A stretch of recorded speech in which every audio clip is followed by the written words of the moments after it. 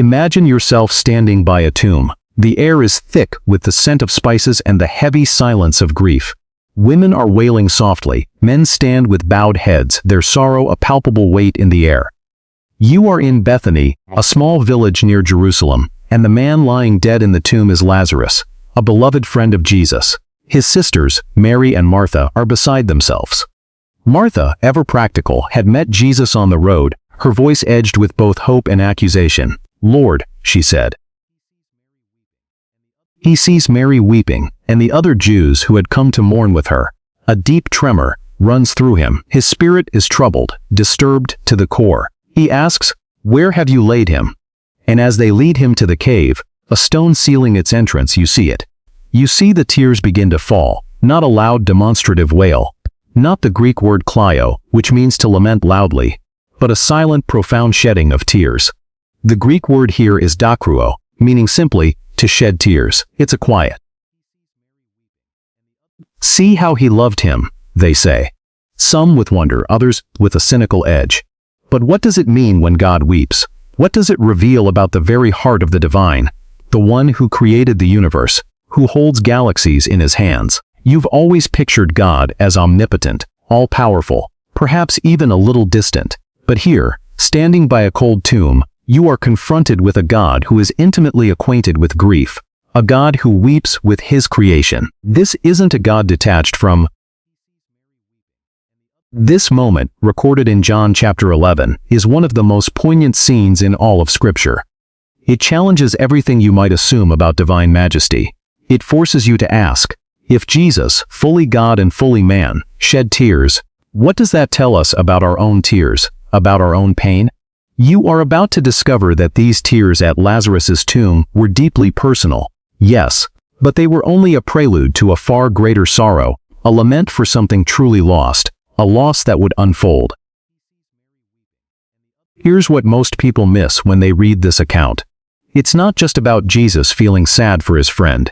It's about his empathy for you. It's about the profound understanding of what sin had done to his perfect creation. Death, even for a brief moment, had won a victory. And the Son of God felt that acutely. Stay with me, because the tears at Lazarus's tomb are just the beginning of our exploration. There are other instances, other moments when Jesus, the Christ, the Son of God, gave way to profound emotion, revealing layers of his character and his mission that are often overlooked. We're moving from the intensely personal grief for a friend to a sweeping, prophetic lament for an entire city. Imagine another scene, just days later. The air crackles with excitement. It is the day you now call Palm Sunday. Jesus is riding on a young donkey, descending the Mount of Olives, with Jerusalem spread out before him, magnificent and gleaming in the morning sun.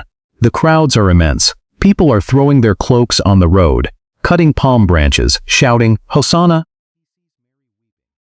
Blessed is the King who comes in the name of the Lord." You can feel the energy, the surge of anticipation. They believe their Messiah has come to liberate them from Roman oppression, to restore the kingdom to Israel. But then, as he draws near, as the shouts of joy reach a crescendo, Jesus stops. He looks at the city, at the Temple Mount, at the walls that had stood for centuries, and his heart breaks. He begins to weep. This isn't the quiet dakruo of Lazarus's tomb. This is kleio, a loud lament, a public outpouring of grief. He cries out, "If you, even you, had known on this day what would bring you peace, but now it is hidden from your eyes." He sees beyond the jubilant crowd. He sees beyond the celebration. He sees the future, a future that the spiritual leaders, figures like the high priest Caiaphas, so consumed by political maneuvering and maintaining their own power, refuse to acknowledge. He sees the city's impending destruction, the horrors that will befall its people because they have rejected their peace, their true king. He prophesies, "The days will come upon you when your enemies will build an embankment against you, and encircle you, and hem you in on every side. They will dash you to the ground, you and the children within your walls. They will not leave one stone on another, because you did not recognize the time of God's coming to you." This is not a casual sigh. This is not a wistful tear. This is a gut-wrenching cry, a lament for a people he loves with an eternal hest, a steadfast love that would not let them go, even as they chose a path of self-destruction. This is the weight of prophecy on his shoulders, the burden of knowing what awaits those who turn away from the light. He sees the coming judgment, the tragic consequences of spiritual blindness, and he weeps. But it gets stranger. This wasn't merely a prediction of geopolitical conflict. It was a lament for a spiritual blindness that would lead to physical devastation. You see, Jesus knew that within a generation, as the historian Josephus would later record in agonizing detail, the Roman legions would indeed surround Jerusalem. They would breach its walls, burn its magnificent temple to the ground, and scatter its people. The very stones Jesus stood near would be cast down, just as he said. His tears were for what could have been, for the peace they had chosen to ignore. Hold that thought about the prophetic tears over Jerusalem, because the emotional intensity only deepens as we draw closer to the climax of Jesus' mission. We've seen him weep for a friend, then for a city. Now, we witness him in the Garden of Gethsemane, wrestling with a sorrow so profound, it seems to transcend human experience. Imagine the darkness of that night. It's late, after the Last Supper. Jesus has led his disciples, Peter among them, to the Garden of Gethsemane, a place of olive tree. It is the deepest form of spiritual agony, a lament for the weight of the world's sin that he is about to carry. Augustine, the great church father, reflecting on this passage, emphasized the full humanity of Christ. He experienced true fear, true sorrow, true anguish. He wasn't playing a role. This struggle in Gethsemane was Jesus confronting the full horror of what lay ahead. Separation from the Father, bearing the sin of all humanity, enduring the unimaginable suffering of the cross. His tear. Now watch what happens next. From the Garden of Gethsemane, the narrative rushes forward into betrayal, unjust trial, and the brutal reality of the Roman execution. We move from the intimate agony of prayer to the public spectacle of the cross. While the Gospels do not explicitly state that Jesus wept on the cross, his suffering there is the culmination of every tear he shed, every lament he uttered. The profound grief for Lazarus, the prophetic sorrow for Jerusalem, the spiritual anguish in Gethsemane, all flow into this singular, world-changing event. Imagine you are standing at the foot of that cross, gazing up at Jesus. You hear his agonizing cries, my God, why have you forsaken me?" These are not just words. They are the guttural outpouring of a soul experiencing the ultimate separation, the spiritual death.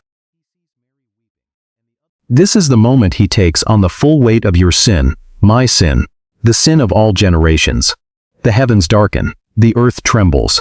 This is the ultimate expression of grief, a divine lament for a broken creation born by the Creator himself. The tears of Jesus, whether explicitly stated or implied through his profound suffering, are a window into the very nature of God. They reveal that God is not an emotionless, distant cosmic force. He is a God who feels. He is a God who suffers. He is a God who empathizes with your deepest pain, because he has experienced it himself. He has walked through the shadow of death. He has felt the sting of betrayal. He has known the profound sorrow of rejection. Think about Mary Magdalene, standing there with others, watching her Lord die. Her own tears would have mingled with the silent anguish of the moment, reflecting the divine sorrow she could only glimpse. Peter, who had so confidently declared his loyalty, now likely wept bitter tears of regret and heartbreak, remembering Jesus' prophecy of his denial. The tears of the disciples, the tears of Mary, Jesus' mother, they were all echoes of the divine sorrow unfolding before them. There's one more thing that brings this all into sharp focus. Remember the open loop we planted earlier about Jerusalem, about the hidden peace? Jesus' tears over the city were not merely emotional. They were prophetic warnings. In the year AD 70, just as Jesus had foretold, the Roman general Titus besieged Jerusalem. The city was surrounded, its inhabitants starved, its walls breached. The temple, that magnificent structure, was utterly destroyed, stone by stone, fulfilling Jesus' lament. Josephus, the Jewish historian, documented the horrific events, describing the unimaginable suffering and loss of life. Jesus wept because he saw this coming. He wept because he desired peace for his people, a peace they rejected. Pay attention to this, because the implications of Jesus' tears stretch far beyond historical events. They reach into your life, into your struggles, into your unspoken sorrows. The weeping God is not an abstract concept, he is a personal reality. It's like a parent watching their child choose a path they know will lead to pain, even if the child cannot see it yet. The parent's tears aren't just for the immediate defiance or misunderstanding. They are for the devastating, inevitable future consequences that the child, in their blindness, cannot grasp. That deeper, more profound sorrow is what Jesus experienced over Jerusalem. A sorrow not just for their immediate rejection, but for the catastrophic suffering that lay ahead because of it. But the tears of Jesus are not just about sorrow. They are also about connection. They demonstrate a radical empathy, an identification with humanity that is unparalleled. When you face loss, when you grieve, when you feel abandoned, you are not alone. Jesus knows that feeling. When you feel misunderstood or rejected, he has experienced it. When you face overwhelming anguish, he has known it in Gethsemane. This is not a God who is untouched by your suffering. This is not a God who demands stoicism in the face of pain. This is not a God who is far off, watching from a distance. This is a God who is intimately involved, a God whose heart breaks with yours, a God who shed tears not just for Lazarus, not just for Jerusalem, but for the entire human condition caught in the grip of sin and death. His tears are an assurance that your pain is valid, your grief is seen, your broken heart is understood. He wept so that you would know that in every season of your life, in joy, in sorrow, in doubt, in faith, he is present. He is with you. Think about that for a moment. The God of the universe, who spoke stars into existence, who flung galaxies across the cosmos, also knelt in a garden, overcome with sorrow, and wept. He stood by a tomb and silently shed tears. He looked upon a city and lamented its impending doom. These tears are powerful. They are transformative. They speak of a love so deep, so vast, that it willingly enters the darkest corners of human experience, not to condemn, but to redeem. His weeping isn't a sign of weakness. It's the ultimate display of strength, compassion, and divine love. It's his hest in action. So, what can you take from every time Jesus wept? What lasting truth do these divine tears impress upon your heart? First, Jesus' tears reveal his profound humanity and his unwavering empathy. He was truly human, experiencing the full spectrum of emotions, including deep grief and sorrow. This dispels any notion of an aloof or indifferent deity. Your pain is not foreign to him. It is known and felt by him. Second, the tears of Jesus signify his active participation in your suffering. He understands. You are never truly alone in your moments of grief or despair. Finally, and most powerfully, the tears of Jesus are an eternal invitation to a God who loves you deeply enough to feel your pain, to bear your pain, and to weep over your rejection, even as he offers redemption. His tears are not a mark of defeat, but a testament to a love that pursues you, a love that sacrifices, a love that ultimately triumphs over death itself. This is a God who weeps to bring you hope, a God who... Which of Jesus' tears resonates most deeply with your own experience of sorrow or hope? Share your thoughts below. If this exploration of Jesus' tears has touched your heart, consider subscribing to our channel for more journeys into the depths of Scripture. Like this video, and share it with someone who might need to know the comfort of a weeping God. Until next time, may you find peace in the presence of the one who wept for you.